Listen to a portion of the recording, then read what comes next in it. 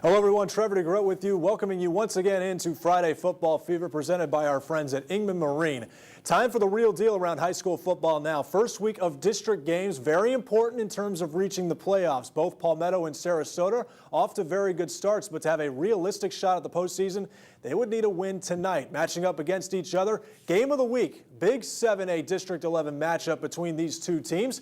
Tigers come out of the tunnel, intercepting Sarasota quarterback Brian Gagg's pass on the first drive. He's had a heck of a season so far, but this Palmetto defense is suffocating. Tiger kicker Alfredo Manriquez would get a field goal. 6-0 lead for Palmetto early, but Gagg finds number 11 Trayvon Hall for a long Sailor touchdown, and that was a 7-6 ball game. Sailor's looking good, but after recovering Palmetto's fumble, Gagg would drop the ball, and Zach Wyatt, the defensive end, takes this one all the way back to the for a touchdown for the Tigers. Palmetto up again, this time 12-7. And as the half comes to an end, it's quarterback Jason Spicer for the Tigers. First touchdown of the night on the offensive side for them, connecting with Adamola Adedeya in the end zone. Extra point kick blocked. Number 18 kicker Austin Wegman tries to make it a game with a one-handed catch for the Tiger first down. Palmetto goes on to win this game 25-7. So a big Palmetto victory tonight as the Tigers defense proved superior in shutting down the Sailors' attack.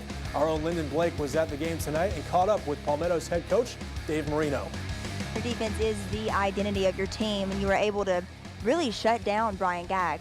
Yeah, he's a great quarterback, and they have a lot of weapons. They have a big offensive line, and so yeah, it was another offensive challenge, defensive challenge, to shut down another high-powered, explosive offense. I think they were putting up 30, 40 points against the other teams they played. They were undefeated, coming in with confidence in their house. So yeah, I just, my hat's off to our defense. Our kids are just great. They don't care what happens on offense. They got our backs, and they're just a close-knit group of guys. And the other 7A-11 district matchup, Lakewood Ranch Mustangs taking on Braden River at home. Mustangs quarterback Justin Curtis completes an impressive pass to number 6 Blovelt Georgies into Braden River territory. Unfortunately, that drive would stall. Braden River trying to make their way downfield. On this punt return, wide receiver Demetrius Lawson gets across the 40-yard line. Pirates on the run. Hands it off quarterback Colosimo to Deshaun Fenwick for a first down before being taken down to the 20. Pirates using the hurry-up offense. Look at Colosimo bumble the snap, but recovers and dives for the pylon and scores with just 2 minutes left before the half. Lakewood Ranch put up a good fight, but in the end, Braden River would roll after that. Pirates end up winning this game by a score of 31-7.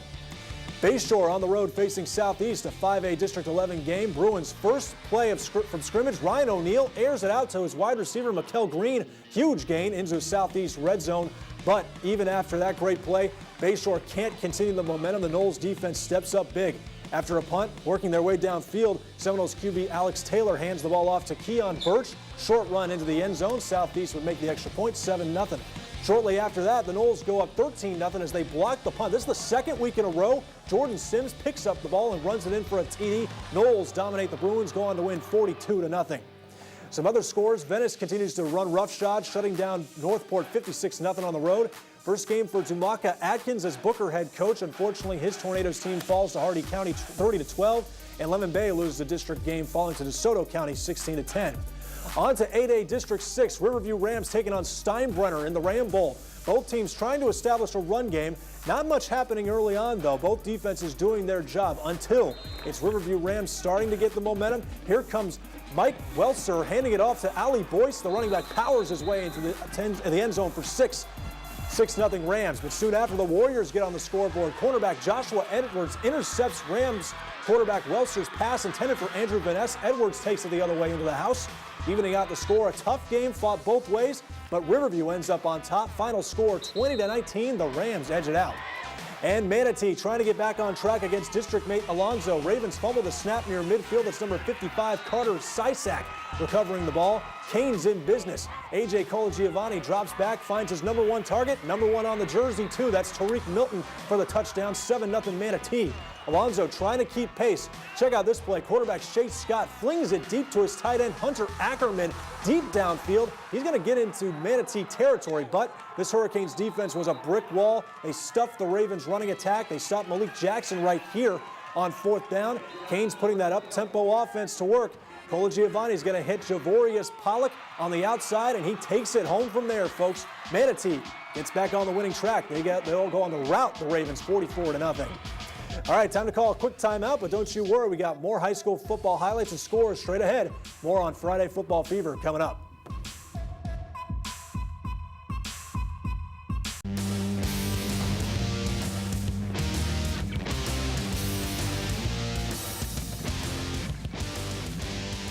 Welcome back to Friday Football Fever, everybody. Let's jump right back into the action with more Week 4 district games. Continuing the district action, Ida Baker had its work cut out against Charlotte.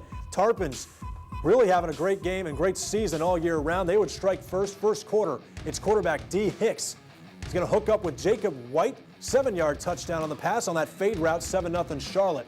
Now 17-0 in the second quarter. Devontae Price breaks one loose up the sidelines, looking to break those tackles. Stiff arm too, and he is gone, folks. 84 yards for the score. Tarpons running roughshod just like Venice, 24-0.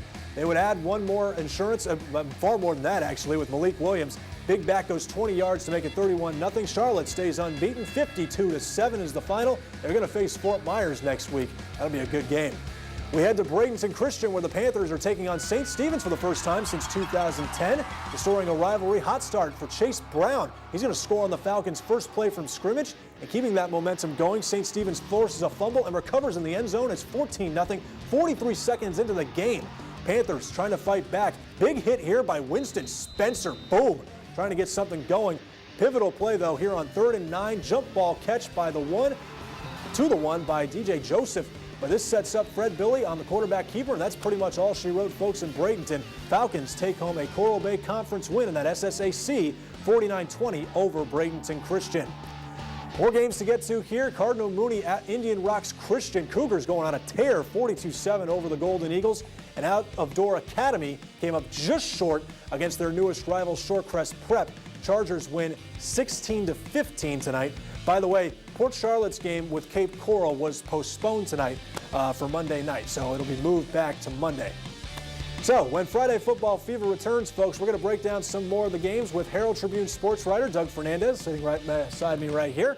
Stick around, folks. We'll be right back.